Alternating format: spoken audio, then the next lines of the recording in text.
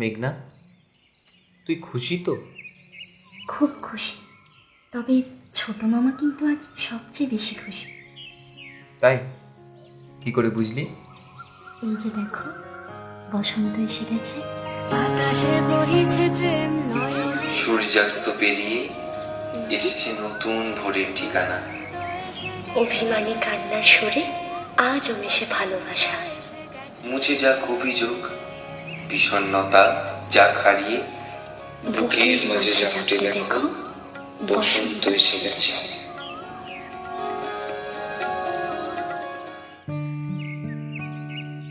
আজ মেঘনার কলেজের প্রথম দিন। সোনালি কৈশোর পেরিয়ে বড় হওয়ার সূচনা। বাবা মায়ের একমাত্র মেয়ে মেঘনা। বাবা স্কুল টিচার আর মা বাড়িতেই থাকেন।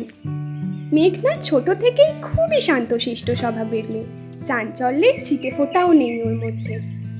পোশাক আশাক, চলাফেরা সব কিছুই অতি সাধারণ। খুব মিষ্টি গান করে আর গল্পের বই পড়তে ভীষণ ভালোবাসে। ও খুব একটা মিশুকে নয়, তাই তেমন বন্ধুও নেই। সেই ছোট্টবেলার একটা বন্ধু আছে, গানের ক্লাসের বন্ধু তিতলি। একমাত্র ওর সাথেই মেঘনা প্রাণ খুলে কথা বলতো। কিন্তু তিতলির বাবার চাকরির বদলি হওয়ায় সেও দিল্লি চলে যায়। তাই এই মুহূর্তে মেঘনার বন্ধু বলতে কেউ নেই বললেই চলে। কলেজ গেটের দিকে এগিয়ে যেতে যেতে স্কুলের ক্লাসমেটদের কথা খুব মনে পড়ছিল ওর। ও হয়তো সেভাবে তাদের সঙ্গে হুল্লোড় করতে পারতো না, কিন্তু তাদের সঙ্গটাও যে পছন্দ করতো না তা একদমই নয়। যাই হোক, কিছুটা নিঃসঙ্গতা আর নতুন যাত্রা শুরুর অচেনা একটা ভয় মনে নিয়ে কলেজে ঢুকলো মেঘনা। কিছু দূর এগিয়ে গিয়ে দেখলো সিনিয়র কয়েকজন দাদা দিদিরা ফার্স্ট ইয়ারদেরকে রুম নাম্বার দেখিয়ে দিচ্ছে। ও সেই দিকেই এগোলো। ওর পাশে যে মেয়েটা দাঁড়িয়েছিল সে ওকে জিজ্ঞাসা করলো, তুই ফার্স্ট ইয়ার তো? কোন সাবজেক্ট, অনার্স নাকি জেনারেল? হ্যাঁ, ফার্স্ট ইয়ার, ইংলিশ অনার্স। আরে আমিও তো ইংলিশ অনার্স। ভালোই হলো বাবা, নিজের ডিপার্টমেন্টের কাউকে তো পাওয়া গেল। আমার নাম দীপ্তি, তুই? হ্যাঁ, সত্যিই ভালো হলো, আমি মেঘনা। এই সময় সামনে থেকে সিনিয়র একজন মেয়ে এসে বলল, এখানে যারা বিএ অনার্স গ্রুপের আছিস তারা এই সামনের সিঁড়ি দিয়ে উঠে দোতলায় চলে যা। প্রতিটা ক্লাসরুমের দরজায় ডিপার্টমেন্টের নাম লেখা আছে। নিজেদের ডিপার্টমেন্ট অনুযায়ী ক্লাসে বসে পড়িস, কেমন? আজ তো তোদের ক্লাস হবে না, শুধুমাত্র প্রিন্সিপাল স্যার আর এই জুডিরা সবার সাথে আলাপ করবেন। সেই কথা মতো মেঘনা আর ওর নতুন বন্ধু দীপ্তি ক্লাসরুমে গিয়ে বসলো। যথারীতি প্রিন্সিপাল প্রফেসরদের সাথে আলাপ শেষে সেদিনের মতো ফার্স্ট ইয়ারের ছুটির ঘন্টা বাজলো। মেঘনা আর দীপ্তি দুজনেই বাড়ির দিকে রওনা দিল। পরের দিন চল, আজ তো আবার নতুন রুম বলবে। কালকে তো জাস্ট মিটিংই হলো। ধুর, সেই এক ঠেলাগুতো, কালকেই বলে দিতে পারলো না। এই, ওটা অগ্নিদা না? ও মাই গড! কে অগ্নিদা? তোর চেনা জানা কেউ? আরে তুই অগ্নিদাকে চিনিস না? সেকেন্ড ইয়ারের অগ্নিজিৎ চ্যাটার্জি। আরে আমাদের ইংলিশ ডিপার্টমেন্টেরই। ইভেন ম্যাক্সিমাম মেয়েরা এই কলেজে ইংলিশ নিয়ে পড়তে চায় শুধুমাত্র অগ্নিদার জন্য। তুই সত্যিই চিনিস না ওকে? না রে, সত্যিই চিনি না। আর চিনবই বা কী করে, সবে তো একদিন হলো কলেজে এসেছি। অগ্নিজিৎ ওরফে অগ্নি হলো কলেজের মোস্ট ওয়ান্টেড বয়, যাকে বলে ক্রাশ। ছিমছাম চেহারা, বেশ লম্বা, গায়ের রংটা একটু চাপা, আর গান গাওয়া, গিটার বাজানোর পাশাপাশি পড়াশোনাতেও খুব একটা খারাপ না। কলেজের এমন কোনো মেয়ে নেই যে একবার হলেও অগ্নির উপর ক্রাশ খায়নি। শুধু জুনিয়র নয়, সিনিয়র মেয়েদের কাছেও অগ্নিজিৎ চ্যাটার্জি বেশ আলোচিত একটা বিষয়। আচ্ছা, 17 নম্বর রুমটা হলো ইংলিশের, ওটাই পার্মানেন্ট রইল, চেঞ্জ যেন না হয়। নিজেরা পাকাও মারবি না। ক্লাসরুম নিয়ে কোনো সমস্যা হলে আমাকে জানাবি, নিজেরা ঘর চেঞ্জ করবি না বলে রাখলাম। ও অগ্নিদা, ভালো তো? হ্যাঁ রে, ভালো আছি। এই সব এখন ক্লাসে যা। ও হ্যাঁ, টিফিনের পরে হলরুমে আসিস, ফ্রেশার্স নিয়ে কথা আছে। প্রত্যেকে আসবি, সবাইকে দেখতে চাই। যথারীতি টিফিনের পরে প্রত্যেকে হলরুমে জড়ো হলো। সবাই খুব এক্সাইটেড ফ্রেশার্স ডে নিয়ে। কিন্তু মেঘনা আবার ওই অতিরিক্ত হই হুল্লোড় চেঁচামেচি নাচানাচি খুব একটা পছন্দ করে না, তাই মনে মনে আগে থেকেই ফ্রেশার্স ডেতে না আসার অজুহাত বানাতে শুরু করলো। ওদিকে দীপ্তি তো তক্ষুনি রেডি পারফর্ম করার জন্য। আমি না একটা গান গাইবো, আমার খুব ইচ্ছা জানিস। কোনোদিন আমি স্টেজে উঠে গান গাইনি। আসলে 2-3টের বেশি গান আমি জানিই না। ওই যে শুভ আছে না, যে তখন অগ্নিদাকে ডেকে কথা বললো, ও আমার বাড়ির কাছেই থাকে, চেনে আমাকে, খালি আমাকে খ্যাপায়, বলে আমি নাকি সেই পুরনো যুগের টেলিফোন, যখনই ফোন আসবে ওই একটাই রিংটোন। অসভ্য ছেলে, যাকে বাদ দে। তুই বলছিলিস না তুই গান শিখিস, তাহলে তুইও নাম দে না প্লিজ। না মানে আমি কি না মানে, তুই নাম দিবি ব্যাস, আর কিচ্ছু জানি না। কিছুক্ষণের মধ্যেই সেই অগ্নিদা আর সঙ্গে আরও কয়েকজন সিনিয়র এসে উপস্থিত হলো। কিরে, নতুন কলেজ ভালো লাগছে তো? আরে দারুণ। আচ্ছা, ফ্রেশার্স ডেতে কারা কারা পারফর্ম করবি বল। তোদের এই গ্রুপটা থেকে আমরা ঠিক করেছি শুধুমাত্র কবিতা আর গানের পার্টিসিপেন্টস নেব। বল কে কে আছিস? দিদি আমি গান গাইবো। আচ্ছা, তোর নামটা বল। এই এক সেকেন্ড, তুই গান গাইবি? আর সেই গান আবার সবাই শুনবে? রিয়াদি, তুমি ওর কথা একদম সিরিয়াসলি নিও না। ও কিন্তু ওই সাত ভাই চম্পা ছাড়া আর কোনো গান গাইতে পারে না। তাছাড়া এমনিতেও তোর যা গলার আওয়াজ, পাশের কলেজ থেকে লোক এসে তাড়া করবে। দেখ শুভ, সবসময় না ভাল লাগে না। তোর শুনতে ইচ্ছে না করলে তুই কানে হাত দিয়ে বসে থাকবি। আরে এই, তুই চুপ কর। রিয়াদি, তুমি অন্য কাউকে দেখো। আচ্ছা আচ্ছা ঠিক আছে, ঝগড়া করতে হবে না। তোর নামটা কি জানো? দীপ্তি। আচ্ছা দীপ্তি, তুই আর অন্য কোনো গান জানিস না? না মানে আমি তো শিখিনি, তাই খুব একটা জানি না। আর একটা রবীন্দ্রসঙ্গীত পারি, কিন্তু পুরোটা না। কি ব্যাপার, এখানে কি সমস্যা রিয়া? আরে দেখ না, ওর গান গাওয়ার খুব ইচ্ছা, কিন্তু শেখেনি বলে বেচারা গাইতে পারবে না ঠিক করে।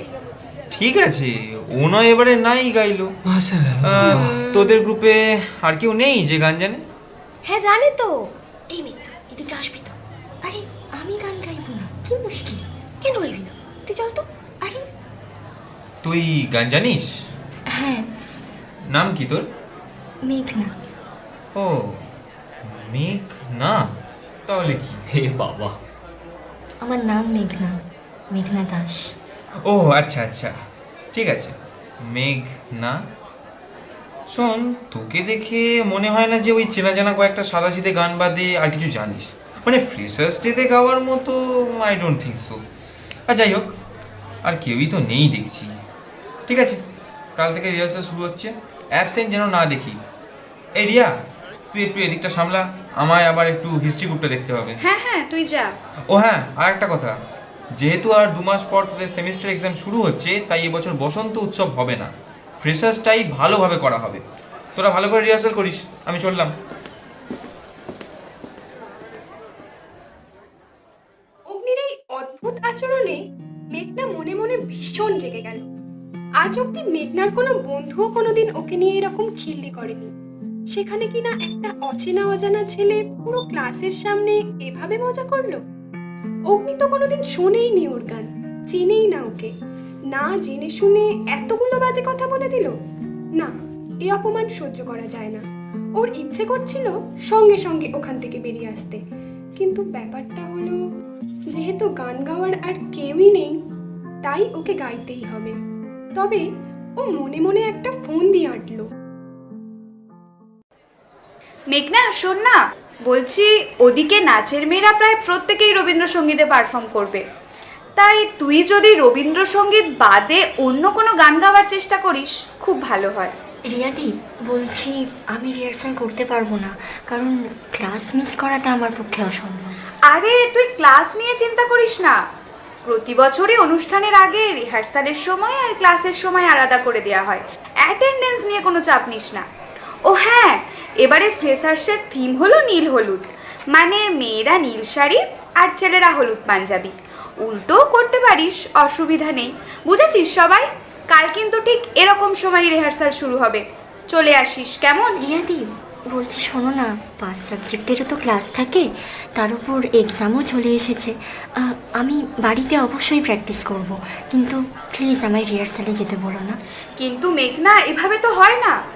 অগ্নি জানতে চাইলে কি বলবো? ও কিন্তু খুব রেগে যাবে। আর তাছাড়া কি গান গাইবি সেটাও তো বললি না। সবার পছন্দের কোনো একটা গানই গাইব রিয়াদি। তোমাদের কাউকে আমি নিরাশ করব না, কথা দিলাম। বোঝো কাণ্ড। ঠিক আছে, কি আর বলি, অগ্নিকে কোনোভাবে ম্যানেজ করতে হবে। ভালো করে প্র্যাকটিস করিস। হ্যাঁ নিশ্চয়ই। আজ মেঘনা অত্যন্ত রেগে আছে। ওর মনে হচ্ছিল সেই মুহূর্তেই অ্যাডমিশন ক্যান্সেল করে অন্য কলেজে চলে যেতে। সারাটা কলেজ জীবন কি তাহলে এইরকম অপমান সহ্য করে যেতে হবে শুধুমাত্র ও সাদাশীতে বলে? এইসব চিন্তা ভাবনা করতে করতে বাড়ি ফেরার পথে দীপ্তির সঙ্গে একটাও কথা বলল না মেঘনা। দীপ্তি অনেকবার ওকে বোঝালো যে ছেলেটা নাকি ওই রকমই, ও যেন বেশি না ভাবে আজকের ঘটনাটা নিয়ে। কিন্তু মেঘনার মাথায় তো তখন আগুন জ্বলছে। শান্তশিষ্ট মানুষরা রেগে গেলে যা হয় আর কি। এরপর 15 দিনের রিহার্সাল শেষে ফ্রেশার্স ডের অপেক্ষা শেষ হলো। কলেজ প্রাঙ্গণে একেবারে উৎসবের মেজাজ। চারিদিকে যেন নীল হলুদের মেলা বসেছে। সবাই খুব খুশি। মেঘনা কদিনের রাগ সামলে নিয়ে বাড়িতে ভালো মতোই প্র্যাকটিস করেছে। আসলে গান করতে ভালোবাসে তো। তবে অগ্নি কিন্তু জানে না যে মেঘনা কলেজে একটুও রিহার্সাল করেন। জানলে আর রক্ষে নেই। কিরে, সবাই রেডি তো? আরে হ্যাঁ অগ্নিদা, তোমায় তো হিরো লাগছে পুরো, দারুণ। Thank you thank you. আচ্ছা, সবাই ভালো করে পারফর্ম করবি আর ফাটিয়ে মজা করবি। বাই দ্য ওয়ে, ওদের সেই মেঘ না বৃষ্টি সে কই? রিহার্সাল করেছিল ঠিক মতো? হ্যাঁ গো, করেছিল। আরে ও তো সেই দীপ্তির সাথেই আসে, এই এসে যাবে কিছুক্ষণের মধ্যে। বলতে না বলতেই অগ্নির চোখ পড়ল কলেজের মেন গেটে। ওটাকে মেঘনা? গাঢ় নীল রঙের শাড়ি, খোপায় গোজা সদ্য ফোটা পলাশ, চোখে কাজল, গোলাপি ঠোঁট, খুবই সাধারণ কিন্তু অপূর্ব, স্নিগ্ধ, চোখ ফেরানো একেবারে অসম্ভব। মেঘনার মতো একটা অতি সাধারণ মেয়েকে যে শাড়িতে এত সুন্দর লাগতে পারে তা যেন বিশ্বাসই হচ্ছিল না অগ্নির। কলেজে সুন্দরী মেয়ের অভাব নেই, কিন্তু মেঘনাকে যেন আজ সবার চেয়ে সুন্দর লাগছে।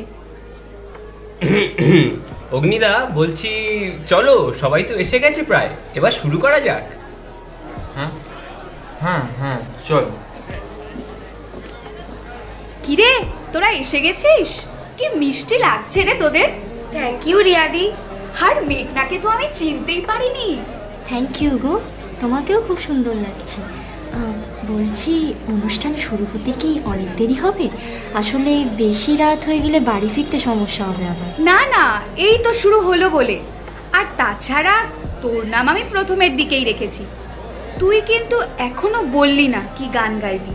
এতদিন অপেক্ষা করলে এখন কয়েক মিনিট নয় আর একটু ধৈর্য ধরো। আচ্ছা আচ্ছা, তাই হোক। চল, বেস্ট অফ লাক।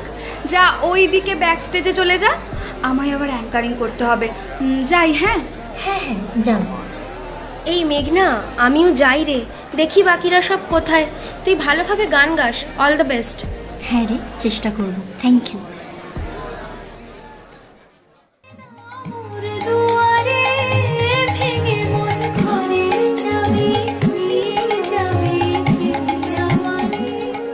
জোরে হাততালি হয়ে যাক সুদীপ্তার নৌপিয়ার অসাধারণ পারফরমেন্সের জন্য।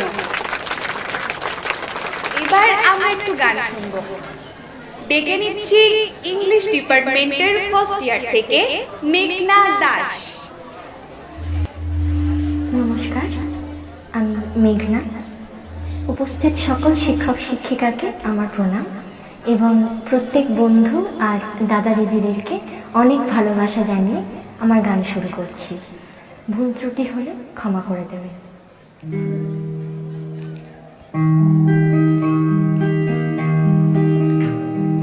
বাতাসে বহিছে প্রেম, নয়নে লাগিল নেশা, কারাজ ডাকিল পিছে, বসন্ত এসে গেছে। মধুর অমৃত বাণী বেলা গেল সহজে, মরমে উঠিল বাজি, বসন্ত এসে গেছে। থাকতো ভুবনের ধুলি মাখা চর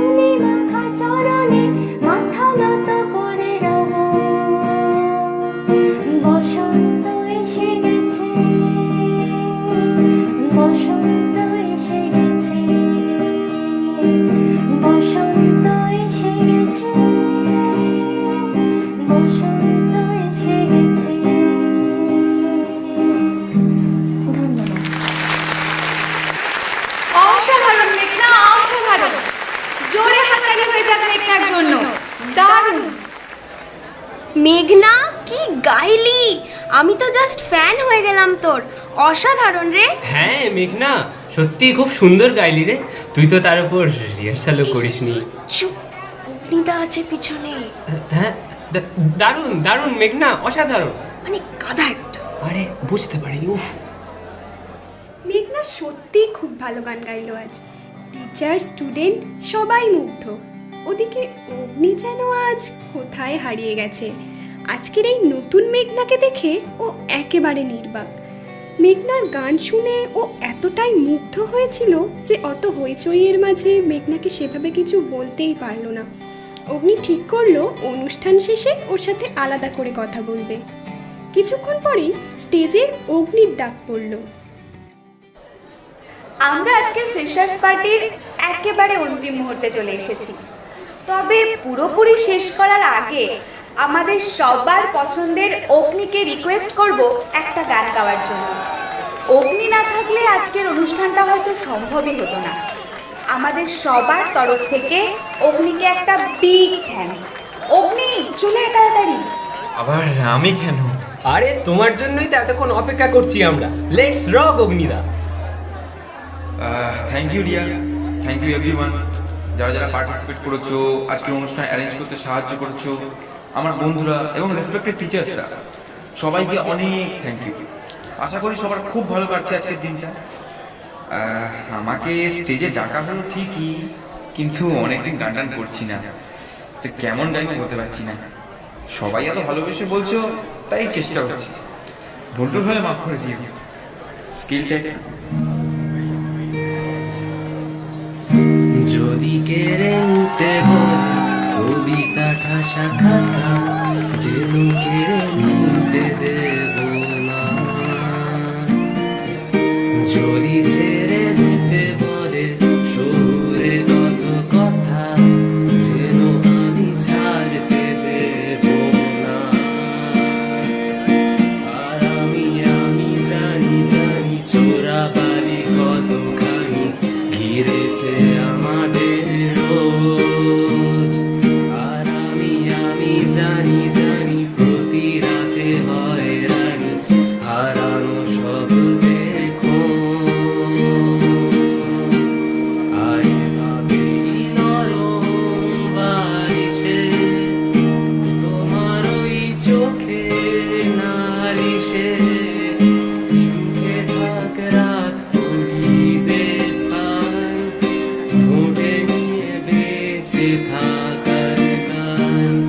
আর এভাবেই মুখে চাদরে পরিচিত হাতের আলোরে সুখে থাক রাত পড়িবে স্থান, ঠোঁটে নিয়ে বাঁচিয়ে রাখার গান।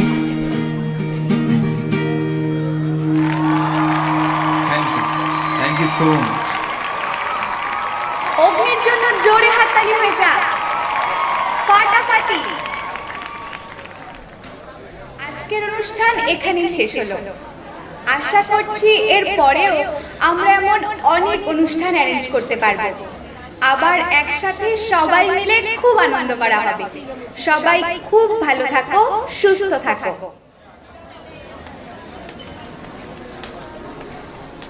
এই দীপ্তি, চল এবার। হ্যাঁ রে, তুই এগো, আমি যাচ্ছি। তুই ওই গেটের সামনে দাঁড়া, আমি এক্ষুনি আসছি। আচ্ছা, বেশি দেরি করিস না। মেঘনা? হ্যাঁ, ও তুমি? হ্যাঁ, বাড়ি যাচ্ছিস? হ্যাঁ, কিছু বলবে? আসলে তুই স্টেজ থেকে নামার সময় একটু বিজি ছিলাম, তাই কিছু বলতে পারিনি। খুব সুন্দর গান করিস তুই। অনেক দিন পর এত সুন্দর লাইভ গান শুনলাম, খুব ভালো। আর বাই দ্য ওয়ে, আজ খুব সুন্দর লাগছে তোকে। Thank you. তোমার গানও বেশ ভালো লাগলো। গান শেখো? হ্যাঁ, ওই ছোটোবেলায় শিখতাম, তারপর পড়াশোনার চাপে আর কন্টিনিউ করা হয়নি। ও আচ্ছা, ঠিক আছে, আসি তাহলে। আমার দেরি হয়ে যাচ্ছে, বেশি দেরি হলে আবার বাস পাবো না। মেঘনা, একটু দাঁড়া। হ্যাঁ বলো। I am sorry. কিন্তু কেন? সেদিন হলরুমে তোকে ওভাবে বলাটা ঠিক হয়নি, একটু ইয়ার্কি করে ফেলেছিলাম। আসলে ওটা আমার অভ্যাসে দাঁড়িয়ে গেছে। তুই প্লিজ কিছু মনে করিস না, খারাপ ভাবি নিস না। I am extremely sorry. না না, খারাপ ভাববো কেন? তুমি তো বলছো ওটা তোমার অভ্যাস। ভুল করে ক্ষমা চাইলে তবেই তো ক্ষমা করা যায়, অভ্যাসকে কী করে ক্ষমা করবো? আর তাছাড়া তুমি তো শুধু আমার সাথে নয়, অনেকের সাথেই এমন করেছো। সরি বলতে হলে সবাইকে বলো, আমায় একা কেন? যাই হোক, আসি, কথা বলে ভালো লাগলো। মেঘনার সাথে কথা বলে অগ্নি খুব ভালোভাবে বুঝতে পারলো সেদিন ওর সাথে ওভাবে ব্যবহার করা উচিত হয়নি। সবাই ইয়ার্কি বোঝে না, তাই সবার সাথে ইয়ার্কি করাও উচিত নয়। আজ অগ্নি এটাও জানতে পেরেছিল যে মেঘনা কলেজে একদিনও রিহার্সাল করেনি, শুধুমাত্র এই কারণে যাতে রিহার্সালে এসে ওর সাথে দ্বিতীয়বার আলাপ না হয়। অগ্নির একটু খারাপ লাগলো। সত্যি বলতে কি, ওর ব্যবহারে কেউ কষ্ট পাক এটাও কোনোদিনই চায়নি। এরপর বেশ কয়েকদিন কেটে গেল। কলেজটা এখন মেঘনার বেশ আপন হয়ে উঠেছে। আগের মতো ও অতটাও আর চুপচাপ থাকে না, মোটামুটি বন্ধু বান্ধবদের সাথে হেসে খেলেই দিন কাটছে। সেদিন সকাল থেকে আকাশটা মেঘলা হয়ে রয়েছে। খবরে বলছে নাকি টানা 3-4 দিন ভারী বৃষ্টি হবে। কিন্তু আজ আবার মেঘনার এইচওডির ক্লাস আছে, মিস করলেই বকুনি খেতে হবে। তাই বেশিক্ষণ আর না ভেবে রেডি হয়ে বেরিয়ে পড়ল কলেজের জন্য। একটু নয় ভিজতে হবে বৃষ্টিতে। দীপ্তিকে দেখতে পাচ্ছি না, আসার সময় আর ফোনও করা হয়নি। এ শুভ, দীপ্তি আসবে না আজ? না রে, ওকে ফোন করেছিলাম সকালে, বললো খুব ল্যাদ লাগছে, আজ আর যাবো না। বোঝো। এরপর যথারীতি কলেজের রেগুলার ক্লাস শুরু হলো। আকাশটা বেশ কিছুক্ষণ পর্যন্ত ঝিমিয়েই ছিল, কিন্তু টিফিনের পর থেকেই ঝিরিঝিরি বৃষ্টি শুরু হলো। আর ছুটির সময় তো মুষলধারে বৃষ্টি নামলো, সঙ্গে ঝোড়ো হাওয়া আর বজ্রপাত। ইস, এতক্ষণ তাও ঠিক ছিল, এখনই এত জোরে বৃষ্টি আসতে হলো। বেরোবো কি করে? কিরে মেঘনা, বাড়ি থেকে কেউ নিতে আসবে? না না, বাড়ি থেকে আসবে কেন?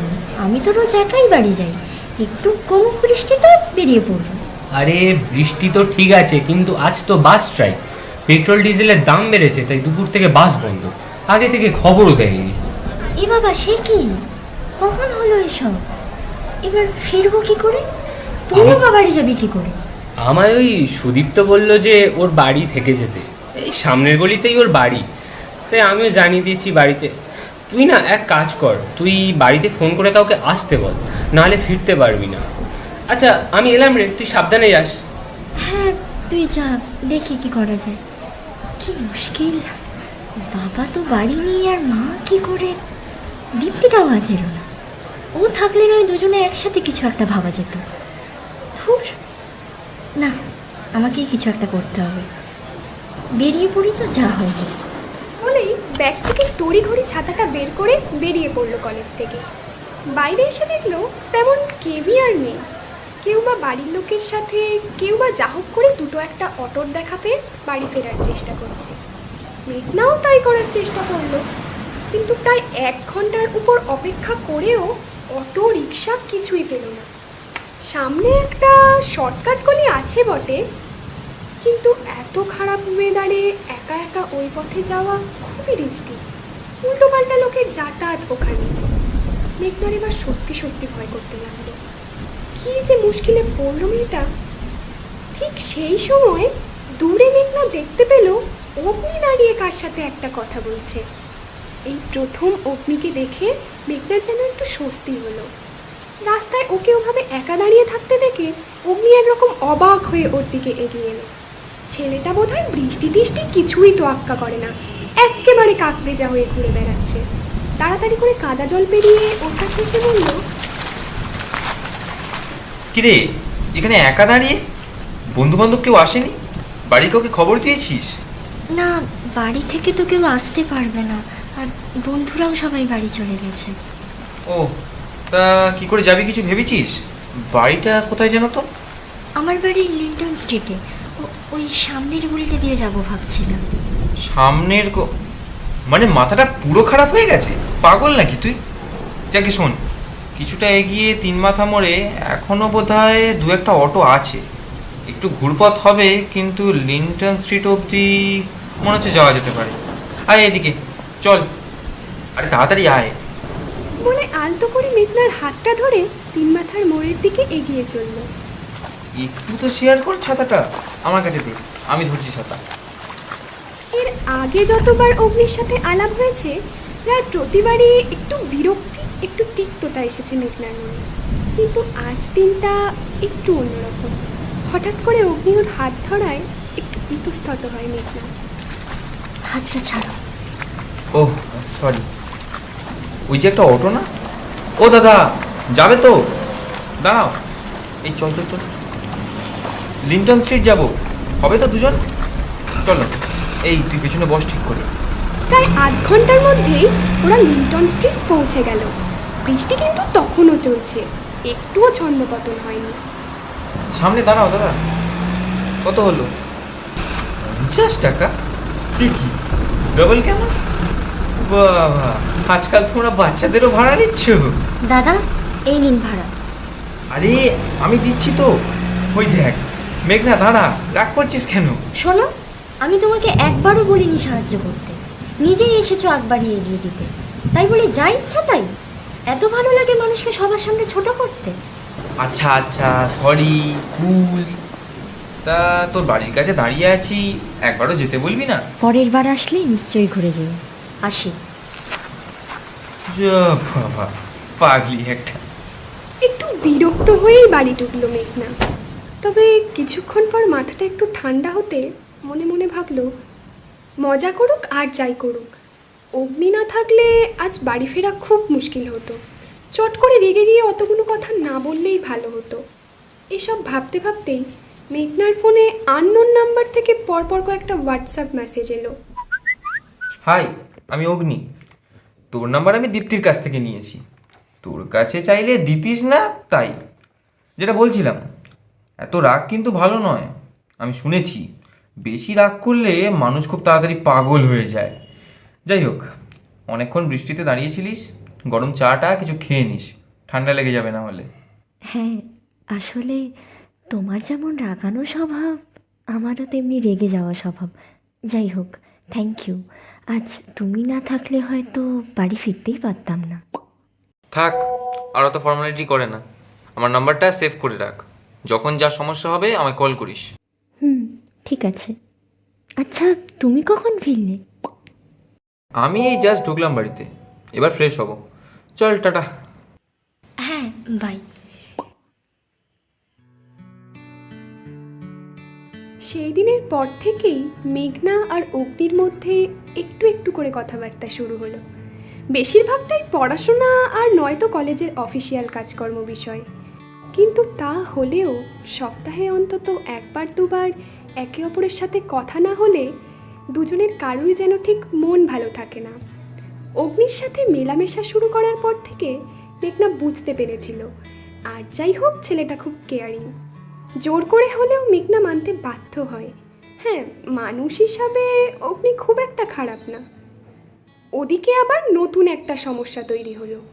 অগ্নি আর মেঘনার এই চুপি চুপি মেলামেশা বন্ধু বান্ধবদের চোখ এড়াতে পারেনি। অনেকেই আজকাল পিএনপিসি শুরু করেছে ওদেরকে নিয়ে। সেদিন মৌমিতা হঠাৎ পড়া জানতে চাওয়ার অজুহাতে মেঘনাকে ফোন করলো। হ্যালো মেঘনা, হ্যাঁ রে, বল। বলছিলাম যে কাল দীপ্তি বললো এসএম স্যার নাকি কয়েকটা এক্সট্রা নোটসের পিডিএফ পাঠিয়েছেন। আমার কাছে না ওগুলো নেই রে, তুই একটু পাঠাবি প্লিজ। হ্যাঁ হ্যাঁ, পাঠিয়ে দিচ্ছি, দাঁড়া। মেঘনা, বলছি ভালোই তো চলছে? মানে? মানে আজকাল আমাদেরকে ছেড়ে অগ্নিদার সাথে ঘুরছিস। শুনলাম সেদিন নাকি আবার একসাথে একই টাকায় দুজনে বাড়ি ফিরছিলিস। ভালো ভালো, আমরা যেটা পারলাম না সেটা তুই করে দেখাচ্ছিস, ভালোই। যাকে কাল কলেজে দেখা হবে, বাই। বলেই চট করে ফোনটা কেটে দিল। মেঘনার খুব রাগ হলো কথাটা শুনে। ও সঙ্গে সঙ্গে অগ্নিকে ফোন করে ব্যাপারটা নিয়ে কথা বলল। অগ্নি সব শুনে বলল, বুঝলাম, ঠিক আছে, তোর যা কিছু সমস্যা, যা কিছু বলার তুই ফোনে বলিস। আর দেখা করতে হলে দূরে কোথাও যাওয়া যাবে ক্ষণ। আর শোন, তুই এ নিয়ে বেশি চিন্তা করিস না, এটা নর্মাল। এদের কাজই হচ্ছে এসব অপকর্ম করে যাওয়া। কলেজটাকে পিএনপিসি আঁকড়া তৈরি করেছে যত সব। যেমন কথা তেমন কাজ। আজকাল ওদের খুব একটা দেখা হয় না, কলেজে মুখোমুখি হলেও কথা বলে না, এখন পুরোটাই হোয়াটসঅ্যাপ আর ফোন। দুজনের মধ্যে দূরত্ব কেটেছে বটে, কিন্তু একে অপরের ব্যাপারে খোলাখুলি কথা বলতে দুজনেই কম বেশি অপ্রস্তুত হয়ে পড়ে। অনেক কিছু বলবে ভেবেও শেষমেশ কিছুই বলে উঠতে পারে না। প্রতি রাতে কথা শেষে খালি মুচকি হেসে ফোন রেখে দেয়, ব্যাস। কিছুদিন পর আবার সেই একঘেয়ে সেমিস্টার এক্সাম শুরু হয়। এই কয়েক সপ্তাহ অগ্নি একদিনও মেঘনার খোঁজ নিতে ভোলেনি। ওর খাওয়া দাওয়ার খবর নেওয়া থেকে শুরু করে অতিরিক্ত টেনশন যাতে না নেয়, সব কিছুই। পরীক্ষা শেষ হওয়ার 3-4 দিনের মধ্যেই টিউশন ক্লাস শুরু হয়ে গেল, আর কিছুদিনের মধ্যে কলেজও শুরু হয়ে যাবে। মেঘনা একটা জিনিস লক্ষ্য করলো, বেশ কয়েকদিন হলো অগ্নির কোনো খবর নেই। পরীক্ষার কদিন তো দিব্যি ছিল, পরীক্ষা শেষ হয়ে গেছে বলে আর কোনো খোঁজ নেবে না? ওর কিছু হয়নি তো? সন্ধ্যাবেলা টিউশন থেকে বাড়ি ফিরেই মেঘনা ফোন করলো অগ্নিকে, ফোন ধরলো না। একটা মেসেজ করলো হোয়াটসঅ্যাপে। কি ব্যাপার, কোনো খবর নেই যে? ঠিক আছো তো? রাত 11:30 নাগাদ রিপ্লাই এলো, না রে, ঠিক নেই, একটু খুব ডিস্টার্ব আছি। তোকে খুব দেখতে ইচ্ছে করছে। কি হয়েছে, ফোন করি? কথা বলার মতো অবস্থায় নেই। তুই ঘুমিয়ে পড়, চিন্তা করিস না। দেখা করতে পারবি কাল পরশু? না, কাল তো হবে না, বাবা বাড়ি থাকবে। পরশু আমার গানের ক্লাস আছে, ফেরার পথে নিশ্চয়ই দেখা করব। কোথায় দাঁড়াবো বলো? দিঘির মাঠে চল, ওদিকে চেনা জানা খুব একটা কেউ যায় না। আচ্ছা ঠিক আছে, মন খারাপ করো না, তোমাকে মানায় না। উত্তরে খালি হালকা হাসি মুখের একটা ইমোজি এলো। হঠাৎ কি হলো অগ্নির? আগে কখনো তো এতটা ভেঙে পড়েনি। মেঘনা আকাশ পাতাল ভাবতে শুরু করলো, এমন প্রাণবন্ত একটা ছেলে হঠাৎ এত মনমরা কেন? সেদিন গানের ক্লাস থেকে মেঘনা আধ ঘন্টা আগেই বেরিয়ে পড়ল। অগ্নির কথা মতো দিঘির মাঠে পৌঁছে দেখল অগ্নি আগে থেকেই এসে বসে আছে। দিঘির কালো জলের দিকে তাকিয়ে কি যেন ভাবছে। আলতো করে ওর কাঁধে হাত রেখে মেঘনা বলল, কখন এলি? হ্যাঁ, ও তুই এসে গেছিস, আয় বস। কি হয়েছে তোমার, এত আপসেট কেন? বাড়ির সবাই ভালো আছে তো? ওরা ভালোই থাকে। আমি কিচ্ছু বুঝতে পারছি না অগ্নি, কি হয়েছে বলো। আমাদের জয়েন্ট ফ্যামিলি, বাবারা 4 ভাই। আমার বাবা সবচেয়ে ছোট। জেঠুর ছেলে মেয়েরা প্রত্যেকেই কেউ ডাক্তার, কেউ বা ইঞ্জিনিয়ার। তাই আমার মা বাবাও ভেবেছিল ছেলে ডাক্তার বা ইঞ্জিনিয়ার কিছু একটা নিশ্চয়ই হবে। ছোটোবেলা থেকে আমিও পড়াশোনায় খুব একটা খারাপ ছিলাম না, কিন্তু আস্তে আস্তে বড় হওয়ার পর আমার প্যাশনটা গান বাজনার দিকেই চলে যায়। পড়াশোনা ভালো লাগতো না তা বলবো না, কিন্তু ভালোবাসাটা গানেই ছিল। বাড়ির লোকের খুব একটা ইন্টারেস্ট ছিল না এ বিষয়ে, ওরা কোনো দিন জানতেই চায়নি আমি কি চাই। যাই হোক, মাধ্যমিকে স্কুলে 3rd হয়েছিলাম। বাড়ি এসে দেখি সবার মুখ ভার। বড় জেঠু জিজ্ঞেস করলো কোন স্ট্রিমে যাব। যেহেতু অঙ্কটা খুব একটা ভালোবাসতাম না, তাই বললাম আর্টসের দিকেই যাওয়ার ইচ্ছা আছে। ব্যাস হয়ে গেল। যেহেতু সো কল্ড শিক্ষিত ফ্যামিলি, তাই জোর ফলাতে পারলো না আমার উপর, এই আর কি। বাবা তো বাইরের লোকের কাছে বলতেই লজ্জা পেত যে আমি চ্যাটার্জি পরিবারের ছেলে হয়ে আর্টস নিয়ে পড়ছি। বাড়িতেও ভীষণ রকমের অবহেলা শুরু হয়। এখন আমি মারা গেলেও ওদের খুব একটা যায় আসবে না। তবে একমাত্র শুভাকাঙ্ক্ষী ছিল আমার ছোট মামা। আমার বেশিরভাগ সময় মামার বাড়িতেই কাটতো। ছোট মামাই আমাকে গান শেখায়, আমাকে আমার মতো করে বড় হতে শেখায়। হাসি ঠাট্টায় মজায় কী করে বাঁচতে হয় সব কিছুই। কলেজে আমার যে অ্যাটিটিউডটা দেখিস ওটা ওরই তৈরি। আমার অক্সিজেন ছিল ছোটো মামা। কিন্তু 2 বছর আগে সেরিব্রালটাকে ছোটো মামা চলে যায়। তারপর থেকে পুরোপুরি একা হয়ে যাই আমি। ছোটো মামাকে ছাড়া এক একটা দিন এক একটা বছরের মতো কাটতো। অসহ্য লাগতো, বাঁচতে ইচ্ছা করতো না। তারপর সময় যেতে যেতে শক্ত হই, নিজেকে একটু একটু করে গড়তে শুরু করি আবার। আগের দিন কলেজে একটু ঝামেলা হয়, তাই মেজাজটা গরম ছিল। প্রতিদিনের মতোই রাতে খেতে বসে সেই একই কথা, দাদা দিদিরা অত ওয়েল রেকগনাইজড কিন্তু আমার আর কিছু হলো না, এটসেট্রা এটসেট্রা। হুট করে খুব রেগে গেলাম। আমিও ঘুরে কটা ছোট বড় কথা বলে সেই মুহূর্তেই বাড়ি থেকে বেরিয়ে যাই। আজ সকালে ফিরি। অনেকদিন পর প্রাণ খুলে এতগুলো কথা বলে অগ্নি একটু হালকা হলো।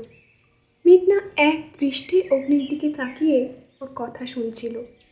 কোথাও না কোথাও যেন নিজেকে খুঁজে পাচ্ছিল ওর মধ্যে। কি রে, কি ভাবছিস? না, কিছু না। এখন একটু ভালো লাগছে। হ্যাঁ, অনেকটা বেটার। মেঘনা, হুম? লুকাস না, বলে ফেল। আমার পরিস্থিতিটাও অনেকটা তোমার মতোই, জানো। বাবা মার সাথে কোনোদিনই সেভাবে বন্ধুত্ব হয়ে ওঠেনি। আমার বাবা অত্যন্ত উচ্চাকাঙ্ক্ষী একজন মানুষ। বাবার স্বপ্ন ছিল তার একমাত্র মেয়ে হার্ট সার্জন হবে, নামের আগে ডাক্তার বসবে। কিন্তু সেখানে ইংরেজি সাহিত্যের মতো তুচ্ছ একটা বিষয় নিয়ে পড়ে কোনো লাভ হবে কি? ভবিষ্যৎ আদৌ আছে? এখানেই মতের অমিল হয়, আর তারপর থেকেই বাবার সাথে একটা দূরত্ব তৈরি হয়। আমাকে গান শেখানোটাও ওই দয়া করেই আর কি। অনেক সম্মান অর্জন করে, অনেক টাকা ইনকাম করে নিজের পায়ে দাঁড়ালেও বাবা মানবে না। আর মা তো চেয়েছিল তার কোল জুড়ে একটা ছেলে আসুক, কিন্তু সেখানে আমি এলাম। এইভাবে মা বাবা দুজনেরই স্বপ্নভঙ্গ হয়, আর ধীরে ধীরে আমি ওদের থেকে আলাদা হয়ে যাই। আমার সাথে মা বাবার শুধুমাত্র টাকার সম্পর্কই বলা যেতে পারে। এখন আপনজন বলতে হয়তো তুমিই আছো। ওদিকে তখন সূর্য ডুবে গেছে। গোটা আকাশ পলাশ রঙের রঙিন হয়ে উঠেছে।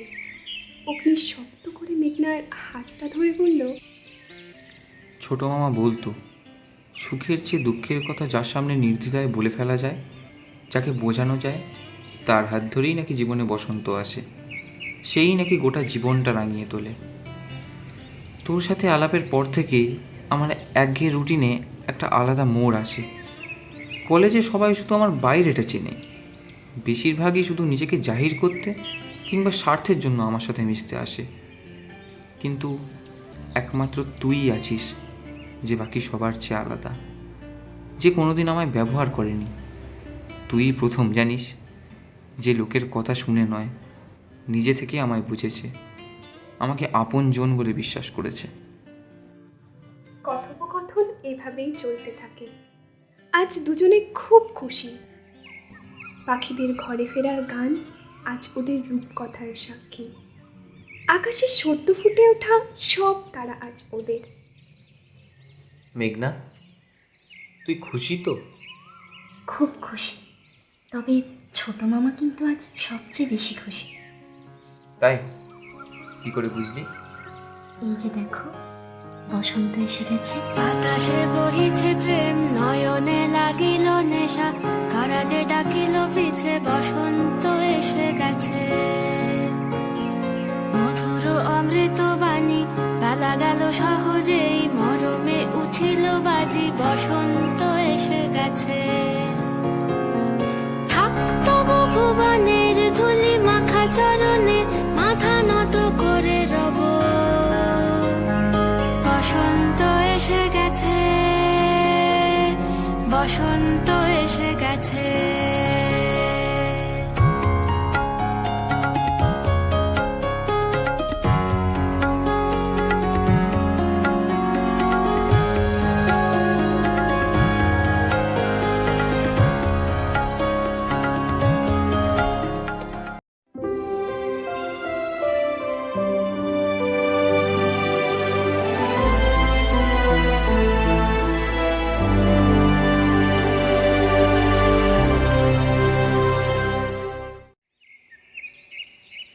তাই? কি করে বুঝলি? এই যে দেখো, বসন্ত এসে গেছে। কি মনে আছে কলেজের সেই মোস্ট ওয়ান্টেড বয় আর সাদাসিধে শান্তশিষ্ট মেয়েটার কথা? তাদের জীবনে নিঝুম সন্ধ্যার মতো নেমে আসা বসন্তের কথা। প্রকৃতির বাকি 5 ঋতুর দাপট পেরিয়ে বসন্ত আসে ঠিকই, কিন্তু ফিরেও তো যায়। আবারও এক দীর্ঘ অপেক্ষার প্রহর গুনতে হয়, আর তার সাথে বুনতে হয় কিছু অভিজ্ঞতার শাড়ি, ভাঙতে হয় কিছু অভিমানের সিঁড়ি। আজ 5 বছর হলো কলেজ জীবন পেরিয়েছে। ঠিক আজকের দিনেই কলেজে ফেয়ারওয়েল পার্টি দিয়ে শেষ হয়েছিল জীবনের অন্যতম সেরা 3টে বছর। 2 ঘন্টা জ্যামে আটকে থাকার পর বাসটা যখন কলেজের সামনে থেকে এগোতে শুরু করলো, স্মৃতিগুলো যেন ঠিক সিনেমার মতো ভেসে উঠল মেঘনার মনে।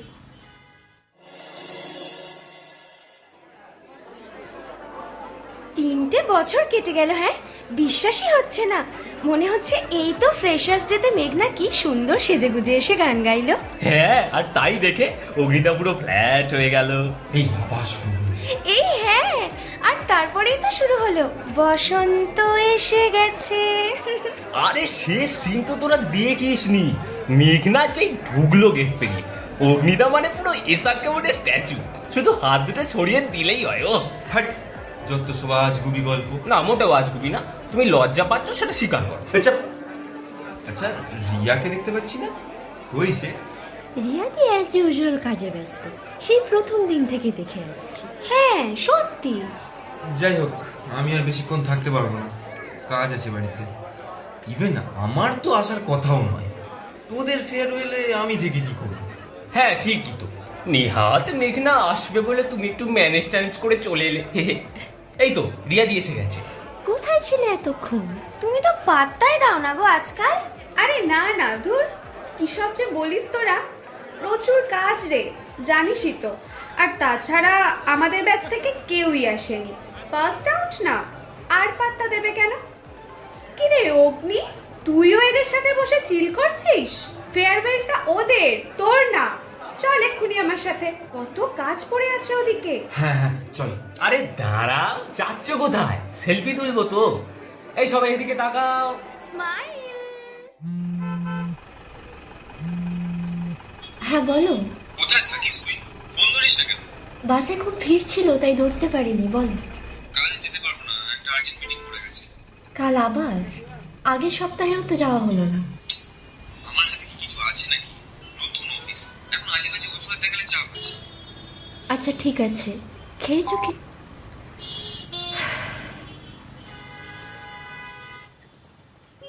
এখনকার পরিস্থিতিটা যেন একটু অন্যরকম লাগলো, তাই না?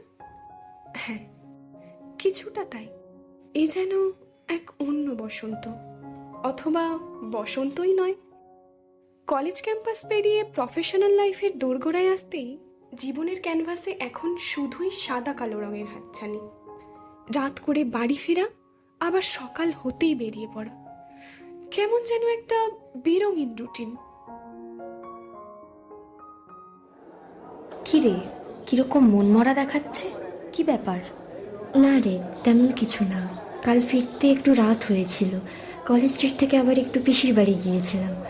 রাতে ভালোভাবে ঘুম হয়নি, আর তার উপর আবার সকালবেলায় বেরিয়ে পড়তে হলো। খুব টায়ার্ড লাগছে। তোর আজ অগ্নিদার সাথে দেখা করার কথা ছিল না? ও অফিসের কাজে খুব ব্যস্ত, সময় নেই। এবার বুঝলাম। লাস্ট কবে দেখা করেছিলিস? 2 মাস আগে। যাক, এসব ফালতু কথা বাদ দে। শুভ কবে ফিরছে? এই তো সামনের মাসেই রে। বাহ, খুব ভালো খবর। শোন না, ও আসলে আমরা সবাই মিলে চল একবার শান্তিনিকেতন ঘুরে আসি। বেশি নয়, 2 দিনের জন্য। তোরা যা, সেই তো বেকার অগ্নি যাবে না, আর আমি বাবা গিয়ে কাবাব মে হাড্ডি হতে চাই না। ধুর, কাবাব মে হাড্ডি। শোন মেঘনা, আমার সামনে এই নাটকটা না করলেও চলবে। 2 মাস সময়টা তো কম নয়, বুঝতে পারছি। তোরা একটু সময় বের করে অ্যাটলিস্ট 5 মিনিটের জন্য হলেও দেখাটা কর। দেখবি সব কিছু জলের মতো সহজ হয়ে গেছে। আসলে ইচ্ছাটা 2 তরফ থেকেই প্রয়োজন। যাই হোক, চল বেরোই। আচ্ছা চল।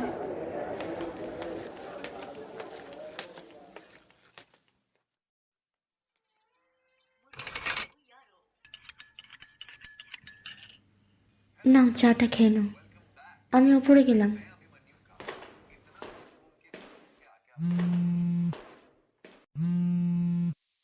হ্যালো, মনে পড়লো তাহলে?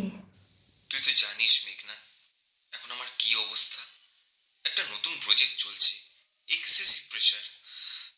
যাকে কাকিমা কেমন আছে? ডাক্তার কি বললো? আগের চেয়ে একটু ভালো, তবে এর থেকে ভালো হওয়ার সম্ভাবনা খুব একটা নেই আর।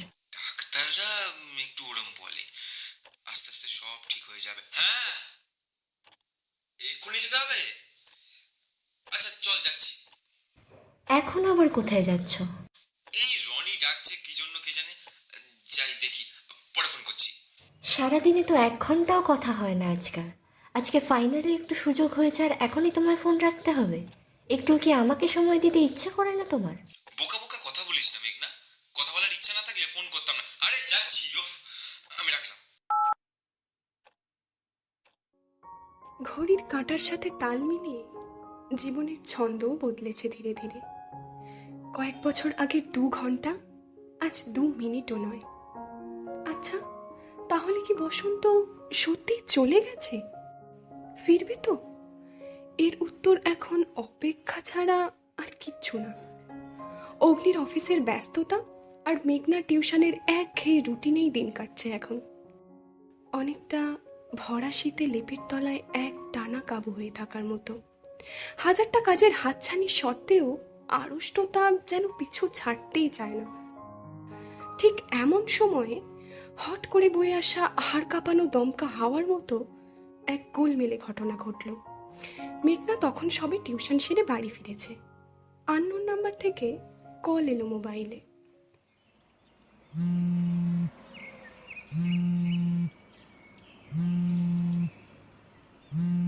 হ্যালো, হ্যাঁ মেঘনা, মৌমিতা বলছি রে।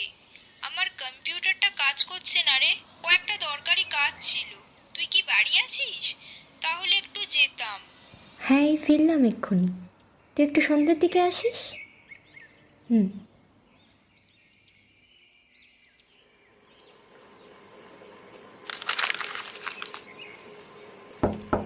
ও, এসে গেছিস? হ্যাঁ রে, এই আমি বসলাম তাহলে কম্পিউটারে। হ্যাঁ বস। তা তোর খবর কি? কি খবর জানতে চাস বল। কি আবার অগ্নিদা? অনেক দিন তো সোশ্যাল মিডিয়াতেও দেখছি না, ক্যাফে ট্যাফেতেও দেখছি না, তাই জিজ্ঞেস করছি আর কি। এখন আরও তো সময় কোথায় বলতো, আমার টিউশনের চাপ আর ওর অফিসের ব্যস্ততা। ও না, আমি ভাবলাম হয়তো। হয়তো কি? ও তেমন কিছু না। রিয়াদির সাথে তোর কথা হয় এখনো? হ্যাঁ ওই মাঝে মধ্যে। হঠাৎ রিয়াদির কথা বলছিস কেন? তুই সত্যি কিছু জানিস না? কি জানবো? কেন, তোর আগে তো রিয়াদি অগ্নিদার সব ছিল। স্কুল লাইফে একসাথে টিউশনে যাওয়া, একসাথে বাড়ি ফেরা, একই কলেজে ফর্ম ফিল আপ করা, সব কিছুই। নেহাত কলেজ লাইফে তোর সাথে অগ্নিদার আলাপ হলো, তাই আর জিনিসটা এগোয়নি। মানে কিছু না কিছু তো একটা নিশ্চয়ই ছিল ওদের মধ্যে। কেন, অগ্নিদা এসব ব্যাপারে তোকে কিছু বলেনি? না তো, আমি তো আজ প্রথম শুনছি তোর মুখে। শুভও তো অগ্নির পাড়ার ছেলে, কই ও তো কোনোদিন বলেনি এ ব্যাপারে। ও আর কি জানবে।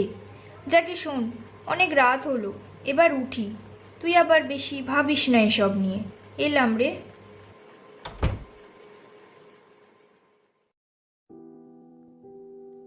মৌমিতা চলে যাওয়ার পর কিছুক্ষণ মেঘনা চুপ করে বসে রইল। কি বলা উচিত, কি করা উচিত কিছুই যেন ভাবতে পারছে না। রিয়ার সাথে যদি সত্যিই কিছু ব্যাপার থেকে থাকে, তাহলে অগ্নি সেটা লুকালো কেন? আর যদি কিছু নাই হয়, তবে মৌমিতা এভাবে বলল কেন? যা রটে তার কিছু তো বটে। এইসব হাজারটা এলোমেলো চিন্তার মেঘ দুরন্ত বেগে ঘিরে ধরল ওকে। এরই মাঝে হঠাৎ করেই মেঘনার মায়ের শরীরটা আরো খারাপ হতে শুরু করলো। একটু চোখের আড়াল হলেই মনের ভিতর কেমন যেন অস্বস্তি শুরু হয়। এসব কঠিন বাস্তবতার জালে আটকা পড়ে রাগ, জেদ, অভিযোগ কোনো কিছুই যেন প্রকাশ করার উপায় নেই। ভুল বোঝাবুঝির এক বিন্দু তাই ধীরে ধীরে মহা সমুদ্র তৈরির দিকে এগোচ্ছে। বেশ কয়েকদিন হলো কারোর সাথেই মেঘনার তেমন যোগাযোগ নেই। অগ্নির সাথে একটু আধটু যাও বা দেখা হয়েছে, পুরোটাই যেন অনিচ্ছাকৃত।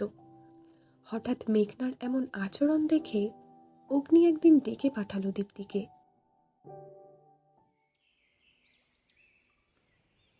হ্যাঁ, ব্যস্ত আছিস নাকি আজ? বিকেলে আসতে পারবি আমার বাড়িতে? ঠিক আছে, দেখা হচ্ছে। হ্যাঁ আয়, বল খবর কি? আমার খবর পরে নেবে, আগে বলো তোমাদের ব্যাপার কি? কি শুরু করেছো বলো তো তোমরা? আমি নিজেও কিছু বুঝতে পারছি না রে, সেই জন্যই তোকে আসতে বললাম আজ। আজ এই 7 দিন হয়ে গেল, আমি কল না করলে ওর কোনো পাত্তা নেই, কোনো মেসেজ নেই, কথাবার্তায় যেন কোনো আগ্রহ নেই। কি হয়েছে বলতো? তোকে কিছু বলেছে? না গো, সেভাবে তো আমার সাথেও কথা হচ্ছে না কদিন। কাকিমা হঠাৎ করে অসুস্থ হয়ে পড়লেন, সেই কারণে হয়তো আরো বেশি ব্যস্ত হয়ে পড়েছে। না না, শুধুমাত্র সেটাই কারণ নয়, কিছু একটা নিশ্চয়ই লুকাচ্ছে ও। আর সত্যি বলতে কি দীপ্তি, আজকাল অফিসে এত বেশি কাজের চাপ, বাড়ি এসেও শান্তি নেই। এই মিটিং জয়েন করো, ওই মিটিং জয়েন করো, উফ। আজ রবিবারেও কাজে বসতে হবে কিছুক্ষণ পর। একটু যে সময় বের করে ওর সাথে দেখা করতে যাব, সেটাও হয়ে উঠছে না। আচ্ছা, শুভ তো বেশ কিছুদিন হলো ব্যাঙ্গালোরে, ওর সাথে রোজ কথা হয় তোর? রোজ তো কথা হয় না, আর তাছাড়া সে 1 মাস আগে লাস্ট দেখা হয়েছিল, তারপর তো চলে গেল। তবে সামনের সপ্তাহে ছুটি নিয়ে আসবে বলল। আমি যদিও কোনো এক্সপেকটেশন রাখি না, কারণ এর আগেও বহুবার বলেছিল আসবে। আমি আশা করে বসেছিলাম, কিন্তু লাস্ট মোমেন্টে ফোন করে বলল আসতে পারবো না রে, আর্জেন্ট কাজ পড়ে গেছে। এখন এই ব্যাপারগুলো খুব নর্মাল হয়ে গেছে, জানো, অভ্যাস হয়ে গেছে। আগে আগে এই নিয়ে খুব ঝামেলা হতো আমাদের মধ্যে। কেন দেখা করবি না, কেন ম্যানেজ করতে পারিস না, তোর লাইফে আমার কোনো গুরুত্ব নেই, হ্যান ত্যান। তবে এখন আর এসব ফালতু ঝামেলা একদমই ভালো লাগে না। আমি পুরোটাই ছেড়ে রেখে দিয়েছি। দেখা করার ইচ্ছা হলে করবি, না হলে করবি না, ব্যাস। মাঝ রাস্তায় ঝালমুড়ি হাতে ঝগড়া করা বাচ্চা দুটো আজ এত বড় হয়ে গেল। আর যাদেরকে দেখে তোরা ইন্সপায়ার্ড হলি, তাদেরকে দেখ, যে যার মতো ছন্ন ছাড়া হয়ে বসে আছে।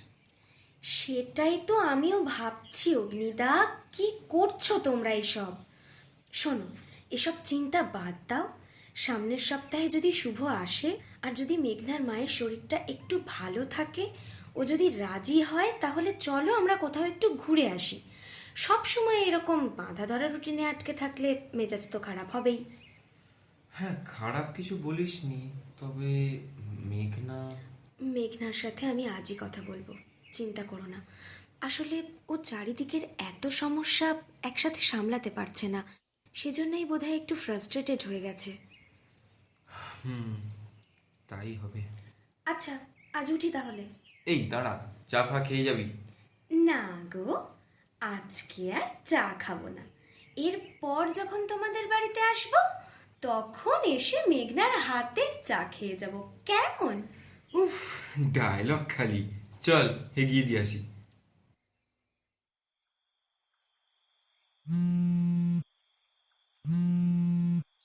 হ্যাঁ, ফ্রি আছিস? বল। তোর কি হয়েছে মেঘনা?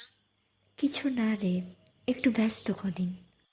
সত্যি করে বল না মেঘনা, কি হয়েছে? আমি মেন্টালি খুব টায়ার্ড দীপ্তি। মায়ের কোনো ইমপ্রুভমেন্ট নেই, 2টো টিউশনও ছেড়ে গেছে, আর তার উপর সেদিন মৌমিতার কাছে শুনলাম সব কিছু, রিয়া দিয়ার অগ্নির ব্যাপারে। কি? রিয়া দিয়ার অগ্নিদা? এই মৌমিতাকে না আমি মেরেই ফেলবো কোনদিন। আর তোকেও, যে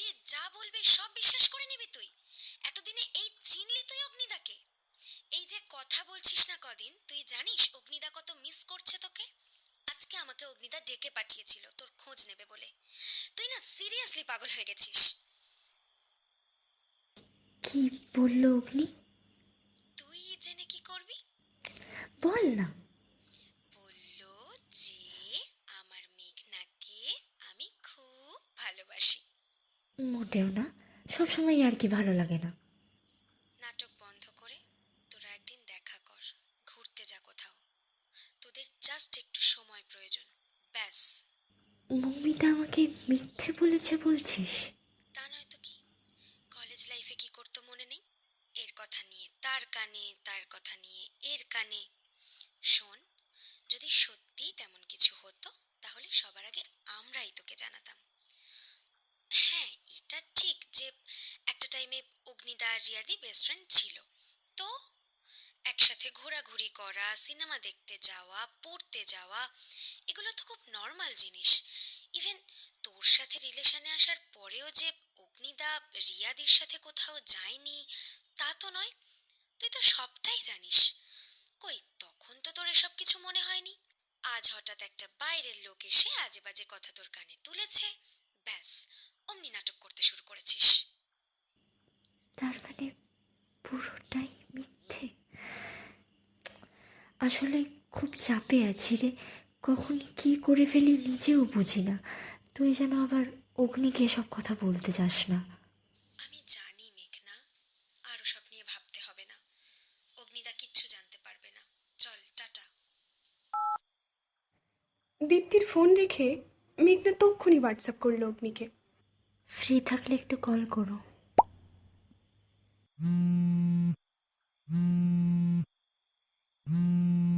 বলো।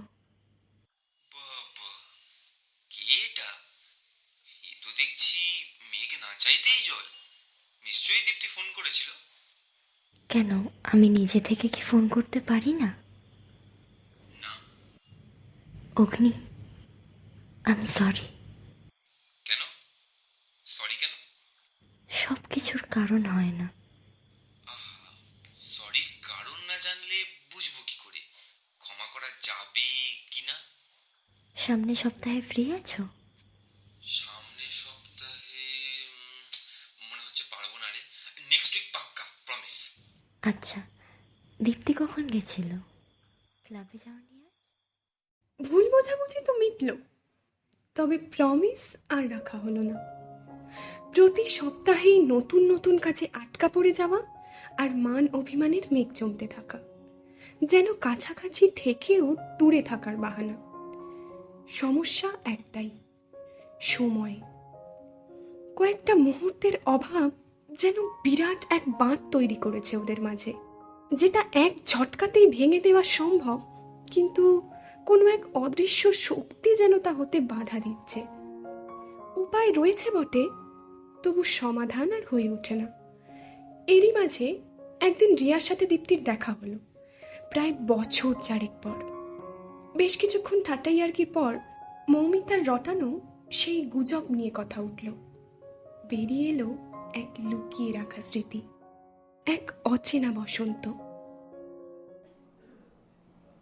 হ্যাঁ রে, সেসব অনেক আগের কথা, এখন আর ওসব নিয়ে ভাবি না।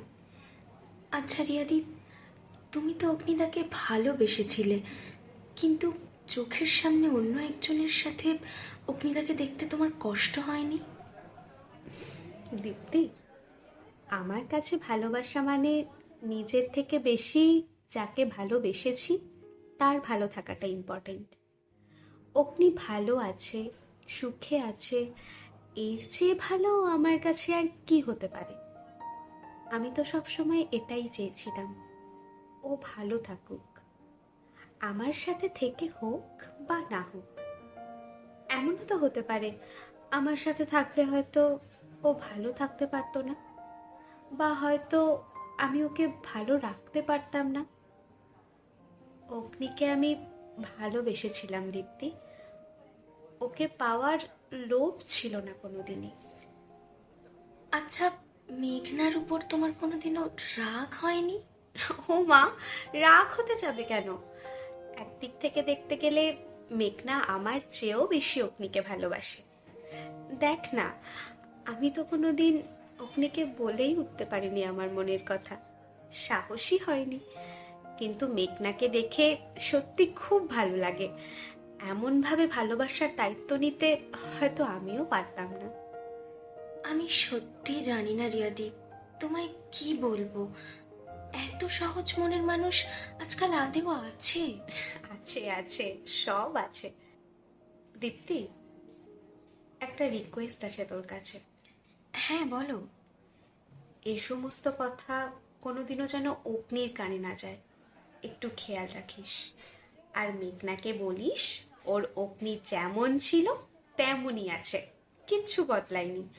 ওরা যেন আর কোনো ঝামেলা না করে, ওদেরকে এভাবে দেখতে একদম ভালো লাগে না রে। হ্যাঁ গো, একদম ঠিক বলেছ।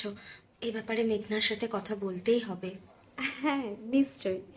এই আজ উঠি রে, একটু বেরোবো। হ্যাঁ গো, চল।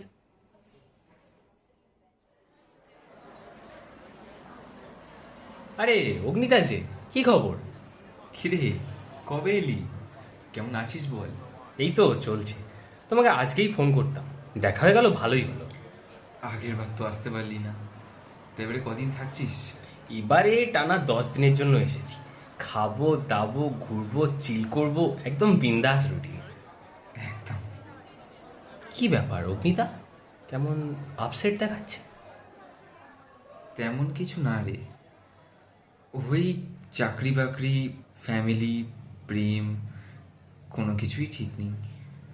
তুই তো জানিস খুব বেশি টাকা রোজগার আমি করি না, মানে আমার ফ্যামিলির এক্সপেকটেশন অনুযায়ী আমার রোজগার কিছুই না। এ মাসে প্রমোশন হওয়ার কথা ছিল, বাট ইন্টারনাল কিছু সমস্যার কারণে আটকে গেল। এখন রাত 9টার আগে অফিস থেকে বেরোতেই পারি না। ওদিকে মেঘনার বাবা নাকি ওকে বিয়ে দেওয়ার জন্য উঠে পড়ে লেগেছে। ওর মায়ের শরীর খুবই খারাপ, রোজ ফোন করে এক কথা, তুমি কেন এসে বাবার সাথে দেখা করো না, কথা বলো না। ওকে দোষ দিতেও পারি না, কিন্তু আচ্ছা বুঝলাম। দেখো, আমার মনে হয় একটু মাথা ঠান্ডা করে তোমরা কথা বলো। আর হ্যাঁ, সেটেল করার সময় তো এসেই গেছে, একদিন মেঘনার বাড়ি যাও, কথা বলে এসো, দেখবে সব ঠিক হয়ে যাবে। চলো একটু চা খেয়ে আসি, কতদিন যে কাকা চা খাইনি।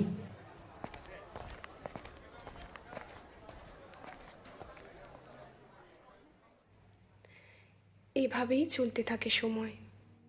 ব্যস্ততা আর অবহেলায় বসন্ত যেন কোথায় হারিয়ে গেছে।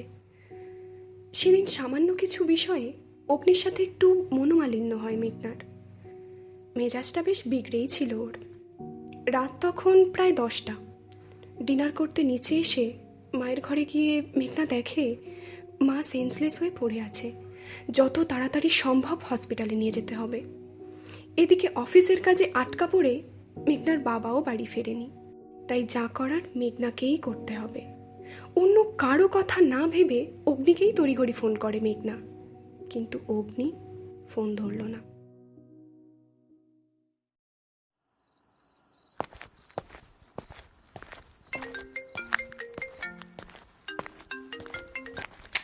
কেন বারবার ফোন করছিস? রাস্তায় আছি, পরে কথা বলছি। আমি শুভ বলছি, তুমি যত তাড়াতাড়ি সম্ভব হসপিটালে এসো একবার। মেঘনা তোমাকে অনেকবার ফোন করেছে, কিন্তু তুমি একবারও ফোনটা ধরোনি। কেন, কি হয়েছে মেঘনার? মেঘনার কিছু হয়নি, কাকিমা হঠাৎ সেন্সলেস হয়ে গেছিল। আমার আজ রাতের ফ্লাইট, সবে রওনা দিয়েছি বাড়ি থেকে, হঠাৎ মেঘনার ফোন আসে। কাকিমার ট্রিটমেন্ট শুরু হয়ে গেছে, সিচুয়েশন কন্ট্রোলে আছে। মেঘনার বাবাও চলে আসবে হয়তো একটু পরে, আর দীপ্তিও এসে গেছে। কিন্তু তাও বলছি, তুমি এসো। হ্যাঁ হ্যাঁ, এক্ষুনি যাচ্ছি। হঠাৎ অজান্তেই যেন এক দুর্ঘটনা ঘটে গেল। অগ্নি খুব কষ্ট পেল। ও কখনোই চায়নি এমন কিছু হোক। বহুবার মেঘনার সাথে কথা বলার চেষ্টা করে, দেখা করার চেষ্টা করে, কিন্তু মেঘনা কোনো মতেই রাজি হয় না। ওদিকে মেঘনার বাবা অন্য ছেলের সাথে মেয়েকে বিয়ে দেওয়ার জন্য নাছোড়বান্দা হয়ে ওঠে। একদিন বিকেলে দীপ্তি ফোন করে মেঘনাকে।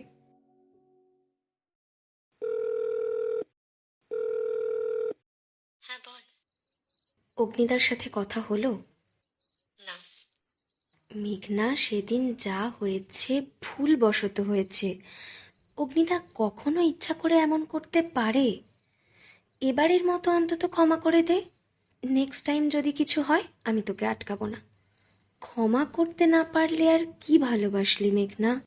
আচ্ছা, তুই কি আবার রিয়াদির ব্যাপারটা নিয়ে ওভার থিঙ্ক করছিস? কিছুদিন আগে রিয়াদির সাথে আমার দেখা হয়েছিল, বেশ কিছু কথা তোকে বলার আছে।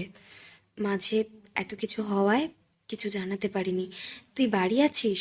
আমি যাচ্ছি তবে। এসবের আর কোনো প্রয়োজন নেই দীপ্তি। না, রিয়াদিকে নিয়ে আমার কোনো সমস্যা নেই। সমস্যা আমাদের সম্পর্কটা নিয়ে। এভাবে গুঁজা মিল দিয়ে কখনো সম্পর্ক থাকে না রে। আমি ক্লান্ত হয়ে গেছি। কাল দেখা করতে যাব অগ্নির সাথে, শেষবারের মতো। আমার পক্ষে এই মিথ্যে সম্পর্কটা আর এগিয়ে নিয়ে যাওয়া সম্ভব নয়। কি এসব কি বলছিস তুই? মেঘনা, তুই একটু শান্ত হ। এভাবে মাথা গরম করে ডিসিশন নেওয়াটা ঠিক হচ্ছে না। একবার আমার কথাটা শোন। তোর কাছে আমি সত্যি খুব কৃতজ্ঞ দীপ্তি।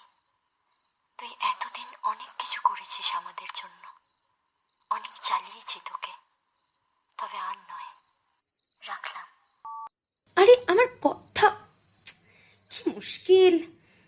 অগ্নিদাকে এক্ষুনি জানাতে হবে। হ্যালো, হ্যাঁ ব্যস্ত আছো? আরে মেঘনার মাথাটা পুরো খারাপ হয়ে গেছে। কাল দেখা করছো তোমরা? যথারীতি সব কিছু শেষ করার মনোবল নিয়ে জোর করে মনকে শক্ত করে মেঘনা ডেকে পাঠালো অগ্নিকে। আজ আবারও সেই চেনা দৃশ্য, সেই স্নিগ্ধ দিঘির মাঠ, যেখানে বিকেলের মিঠে রোদ পাখা মেলে জিরিয়ে নিতে আসে। সারাদিনের ধকল শেষে যেখানে ক্লান্ত বাতাস প্রহরগণের জ্যোৎস্না রাতের অপেক্ষায়। সব কিছু তো আগের মতোই, কিন্তু ওরা কি তবে সত্যি ভেঙে দেবে সেই প্রথম দিনের স্বপ্ন? ভুলে যাবে হাতে হাত রেখে যত্ন করে ডেকে আনা বসন্তের মায়া? সত্যিই কি বসন্ত আর ফিরবে না? হারিয়ে যাবে দিঘির কালো জলের গভীরে?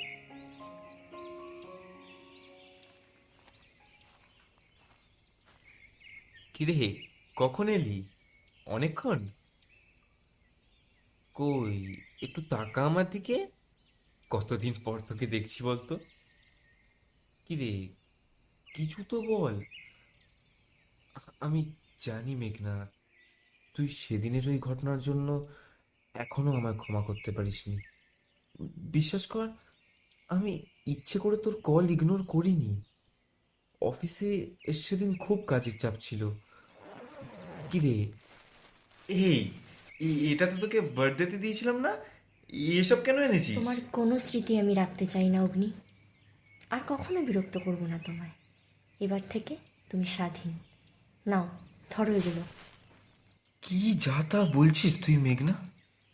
হ্যাঁ, আমি জানি তোকে আমি সবসময় সময় দিতে পারি না, তার জন্য কষ্ট আমারও হয় মেঘনা। তুই তুই কি ভাবছিস আমার তোকে মনে পড়ে না? আমি তোকে একটুও ভালোবাসি না? তোর মান অভিমান কিচ্ছু বুঝি না? না, বোঝো না। যে ভালোবাসাই বোঝে না সে অভিমান কি করে বুঝবে? আর সময়ের অভাব তোমার একার? তুমি কি ভাবো ব্যস্ততা শুধু তোমার আছে? সময় হলে খোঁজ নেওয়া আর সময় করে খোঁজ নেওয়া, এর পার্থক্য বোঝো তুমি? কিন্তু ভালোবাসা মানে তো অ্যাডজাস্টমেন্ট মেঘনা। অ্যাডজাস্টমেন্ট কথার মানে কি গো? মানিয়ে নেওয়া, মেনে নেওয়া নয়। সবসময় তুমি কি বলবে, তুমি কি চাও, তোমার কখন সময় হবে সেটার উপর নির্ভর করে আর কতদিন চলবে অগ্নি? আমার কথা একবারও ভাবো তুমি? আমার ভালো লাগা, আমার খারাপ লাগা কোনো কিছু ম্যাটার করে তোমার কাছে? মেঘনা, হাতটা ছাড়ো।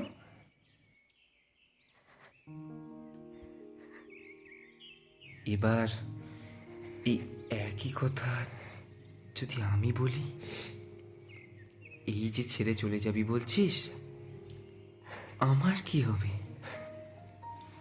তুই ছাড়া আমার আর কে আছে মেঘনা? তুই না থাকলে আমায় ভালোবাসতে কে শেখাতো বল? আমার রাগ জেদ কে সামলাতো? এভাবে বলিস না প্লিজ, তোকে খুব ভালোবাসি মেঘনা, খুব ভালোবাসি। ছেড়ে দাও আমায়। আমি আমার মেঘনাকে অন্য কারোর হতে দেব না। কোথাও যাবি না তুই, আমার কাছেই থাকবি।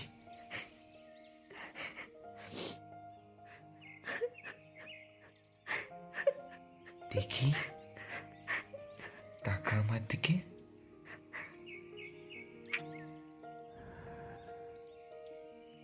এবার ঠিক আছে? অভিমান কমেছে? তাই বুঝি এভাবে আঁকড়ে ধরেছি সময়? ঠিক আছে, ছেড়ে দিচ্ছি। আরে উফ, ভালোবাসলে বুঝি ছেড়ে দিতে হয়? মাঝে মাঝে বাধ্য হতে হয়। কে বলেছে তোকে এত বাধ্য হতে? ভালোবাসা মানে কি বাধ্য হওয়া, নাকি পাখির মতো খোলা আকাশে উড়তে পারা?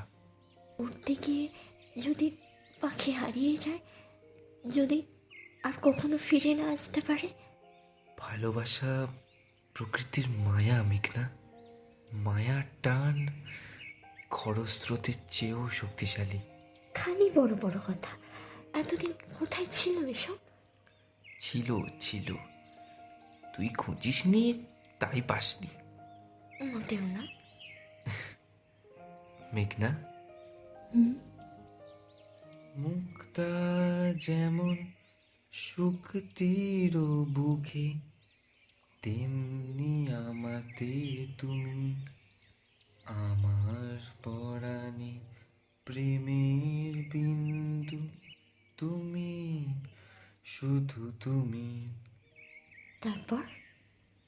তারপর তুই বল।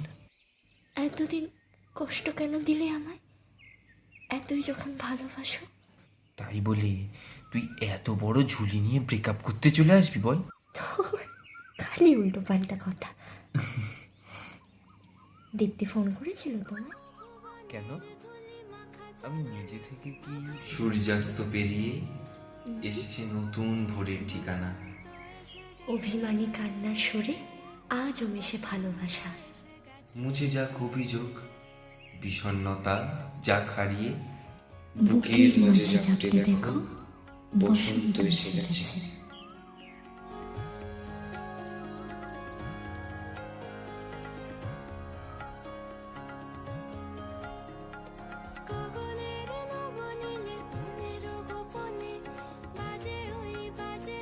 বাজে ওই পলাশের নেশা মাখি চলে